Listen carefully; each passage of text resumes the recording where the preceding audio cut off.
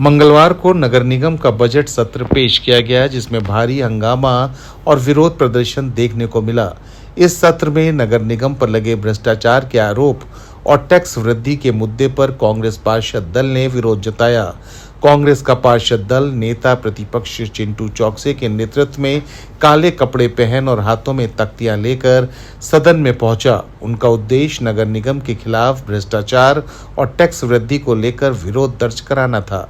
विरोध प्रदर्शन की वजह से सदन में जोरदार हंगामा हुआ, जिससे सत्र की कार्यवाही प्रभावित हुई।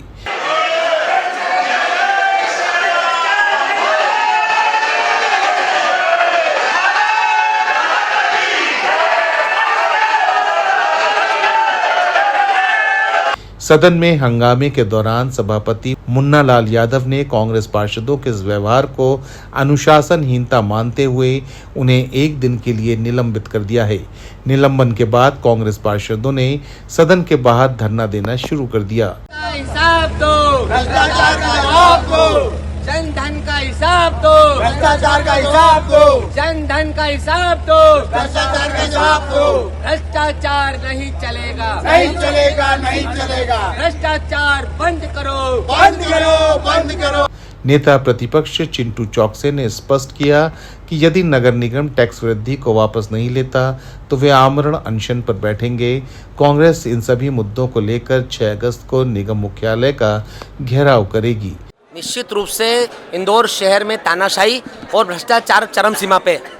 एक तरफ तो करोड़ों रुपए के भ्रष्टाचार नगर निगम में उजागर हो चुके, जिसमें वो फर्जी ड्रेनेज की फर्जी फाइल्स का घोटाला, वो फर्जी फाइल्स के साथ साथ अगर हमको भ्रष्टाचारियों को जेल की सलाखों के पीछे डालना है तो हमारे पास जो मूल 174 फाइलें हैं वो नगर निगम में लापता है। कैसे संभव है कि उन मूल प्रतियों के बगैर हम भ्रष्टाचारियों को जेल के पीछे भेज पाएंगे? उसके अलावा अभय राठौर के अलावा अकाउंट ऑफिसर वीरभद्र शर्मा और उससे ऊपर इसका सरगना कौन है? आज दिनांक तक उस दिशा में महापौर जी ने कोई एक्शन नहीं ली। फर्जी सड़क घोटाला, करोड़ों रुपए की सड़क का फर्जी बिल बना, आज दिनांक तक सरकार फर्म के प्रोपराइटर के ऊपर एफआईआर लॉन्च नहीं हुई। हमारी विधानसभा 2 नंबर विधानसभा में एक फर्जी सामुदायिक भवन बना, आज दिनांक तक उस इंजीनियर को नोटिस भी नहीं दिया कि ये कहाँ है, आपका संस्कार भवन कहाँ है, सामुदायिक भवन ढूंढ के तो बताओ। पूरा इंदौर शहर गड्ढे में तब्दील है। गर्मी में लोग बूंद बूंद पानी को तरसे, बरसात में भी अगर 4-5 इंची बरसात होगी तो इंदौर शहर पूरा जलमग्न हो जाएगा, नाव चलाना पड़ेगी।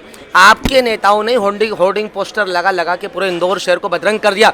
नगर निगम को आप लोगों ने भ्रष्टाचार करके कंगाल कर दिया। आज तनख्वाह बांटने के लाले पड़ते हैं, ठेकेदारों को पेमेंट नहीं मिल रहा है। इसी कारण एक नगर निगम का काबिल हो रहा है ठेकेदार पप्पू भाटे को सुसाइड करना पड़ा।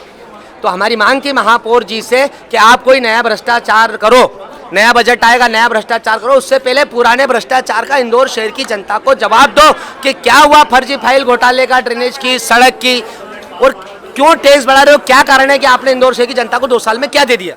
कांग्रेस के हंगामे पर महापौर पुष्पमित्र भार्गव ने पलटवार करते हुए कहा कि विपक्ष का मकसद सिर्फ हंगामा था, जबकि हम स्वस्थ बहस के लिए तैयार थे।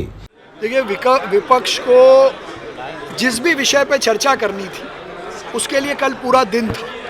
आज बजट का दिन था, बजट प्रस्तावित किया जाता है। मुझे बहुत दुख है इस बात का कि श्रद्धांजलि सभा या जो श्रद्धांजलि देने का समय है उसमें भी उन्होंने चिल्ला चोट की और इस शहर के, देश के ऐसे दिवंगत जिन्होंने बहुत तन मन धन समर्पित करके लिए इस देश की सेवा की थी, उनके प्रति भी उनके मन में सम्मान नहीं था।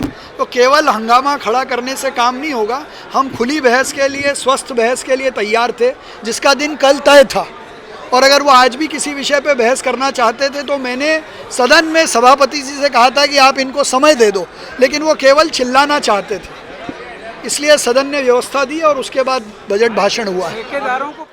सदन में कांग्रेस पार्षदों का हंगामा कई बार गैर जरूरी लगा, क्योंकि कांग्रेस पार्षद दल टैक्स वृद्धि का विरोध सदन के अंदर ही कर सकता था, लेकिन विपक्ष ने वॉकआउट कर सत्ता पक्ष की राह आसान कर दी। विपक्ष की यह रणनीति कई सवाल भी खड़े कर रही है।